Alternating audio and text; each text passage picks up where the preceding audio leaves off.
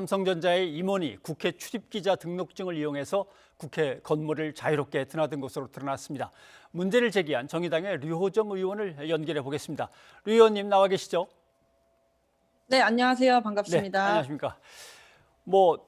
국회의원을 방문할 때는 미리 신분증을 제시하고 언제 어떤 사유로 어느 국회의원 사무실하고 연락이 돼 있어 약속이 됐다 얘기를 한 다음에 이제 그거하고 출입증을 바꿔서 누구든 드나들게 돼 있는데 기자 신분증, 기자 등록증을 가지고 드나들었다. 근데 이 사실을 어떻게 알게 됐습니까? 삼성전자의 부사장 이제 증인 채택 이후에 의원실에 관계자들이 자주 찾아왔다라고 하더라고요. 예, 저는 이제 주로 외부 일정 다니거나 하고 있어서 이렇게 마주치지는 잘 못했는데 보좌진 분들 말에 의하면 거의 매일 왔다고 하더라고요. 그래서 예, 정말 궁금해서 도대체 어떻게 하길래 이렇게 제 집 드나들듯이 오시나 해서 좀 알아본 겁니다. 그 과정에서 장기 출입 기자로 등록되어 있다는 사실을 알게 되었습니다. 예. 삼성전자 임원이 소속된 언론사가 어떤 곳인지 확인을 해보셨는지 모르겠습니다. 어떻게 국회 출입 기자로 등록이 돼 있는가 참 궁금한 거죠. 네. 제가 매체 이름을 조금 밝히기는 어려울 것 같고요. 혹시 예. 피해가 갈 수도 있으니까. 사무처에서 지금 알아보고 있다고 하셔서 기다리고 있습니다. 기업 임원이 어떻게 국회 출입 기자로 등록했는지에 대해서는 오히려 제가 지금 묻고 싶은 심정이에요. 예. 네. 맨 처음에 그 소식을 들었을 때는 삼성이라고 하는 곳이 워낙 큰 곳이고 언론사가 광고도 얻어야 되고 하니까 하나 어디 가서 얻었는 줄 알았더니 꼭 그런 과정이 아닌지 생각을 했는데 조사를 더 해봐야겠습니다만은 그냥 아예 위조를 한 건지 좀 애매하긴 합니다. 근데 이 사람이 새누리당의 당직자 출신이라는 거죠? 네. 사실 그 기사 자체도 검색을 하면 또 금방 나오더라고요. 예. 보좌진 분들 말에 의하면 아주 친절했다고 합니다. 그냥 오셔서 정상적인 대관 업무, 흔히 하는 대관 업무들을 하셨다고 하더라고요. 다룰 의제가 뭔지 묻고 기업 측 입장 전하고 그런 일들이요. 예. 아무래도 대관청 업무를 맡고 있는 삼성전자의 임원이라면 바쁘긴 하겠습니다만은 그래도 국회를 그렇게 들락날락 했다는 것은 급한 이제 업무가 있었다는 뜻이겠죠. 그 업무가 뭔지 류호정 의원한테 직접 얘기하거나 아니면 류호정 의원 사무실에 와서 얘기를 한 겁니까?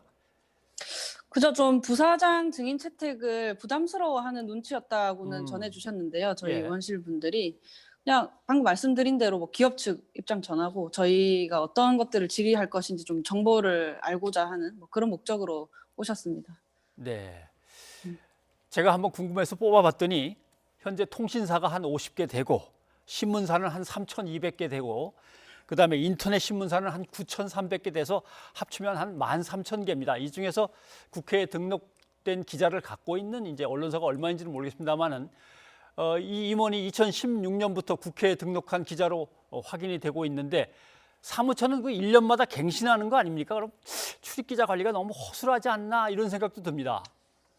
우선 지금 사무처에서 확인을 하고 조처를 한다고 하고 있습니다. 개선을 또 하겠다고도 입장을 밝힌 것으로 알고 있는데요. 예, 일단은 저로서는 이제 그 매체가 언제 누구로부터 설립되었는지 그것도 중요하다고 생각합니다. 지금 이제 여러 이제 기자님들께서 취재를 좀 해주실 것으로 믿고 있습니다. 네, 지금처럼요. 네. 알겠습니다. 예. 그런데 아마도 생각되기로는 삼성전자 부사장이라고 하는 자기의 상위 직책에 있는 사람이 국회에 증인으로 가게 됐으니까 이걸 어떻게든 막고 그 아랫사람을 대신 보내려고 한 것 같은데 이 삼성전자의 부사장이 증인으로 채택됐다가 다시 빠져버린 겁니까? 그러려면 류호정 의원하고 상의를 해야 되는 거 아닙니까? 그런데 상의가 없었어요. 다만 이제 여당 간사분이 이제 예, 증인 채택을 부담스러워 하시더라 이런 얘기 정도는 받았는데요. 그래도 취소하자는 이런 말씀은 없으셔서 제가 별다른 걱정은 하지 않고 있었거든요. 예, 그런데 오늘 아침에 상임위를 참여하려고 가니까 불과 시작 몇 분 전에 그렇게 통보하듯이 전달을 받았고요. 예. 사실 법적으로야 문제가 없겠죠. 다 의결을 하고 이렇게 하는 거니까. 근데 이런 식으로 당일 아침에 이미 채택이 되었던 것을 변경해서 다시 의결을 하는 것은 사실상 이제 여야 간사 협의가 곧 국회법이라는 이런 관행을 또 증명하는 게 아니겠나 이런 생각을 합니다. 이 국감을 위해서 이제 중소기업 관계자분들, 이제 저희 의원실 분들, 정의당 분들과 이렇게 굉장히 많은 시간을 쏟았는데 예. 이제 바로 전날 이렇게 통보를 해주시니 참 난감해졌습니다. 그 한번 생각을 해보십시다. 지금 국정감사에서 제일 큰 논쟁점이 증인 채택 문제 아닙니까? 근데 이 네, 증인 그렇죠. 채택 문제는 어떻게 된 게 여야가 그럼 깨끗하게 합의를 했다는 거 아닙니까? 그러니까요. 저를 쏙 빼놓고 네, 하셨고요. 그러면 삼성의 입김이 먹혔다고 보십니까? 사실 제가 오늘 제가 아침에 의사진행반원으로 증인 철회를 받아들일 수 없다라고 예. 두 차례 이야기하는 동안 좀 합리적인 이유를 두 분께서 이렇게 제시하지 못하셨거든요. 당연히 있었다고 봅니다. 뭐 정의당 이제 저희 의원실에만 뭐 대강 업무 하시는 분들이 왔을 리도 없고 뭐 그분들은 본인들 할 일을 하신 거겠죠. 그런데 이제 문제는 그거를 또 이렇게 일방적으로 받아들이고 이렇게 진행한 간사분들께도 좀 저는 실망스럽습니다. 네, 알겠습니다. 저희도 또 깊이 좀 취재해서 도대체 어떻게 된 사연인지 좀 알아보겠습니다. 오늘 고맙습니다. 네, 감사합니다. 열심히 하도록 하겠습니다.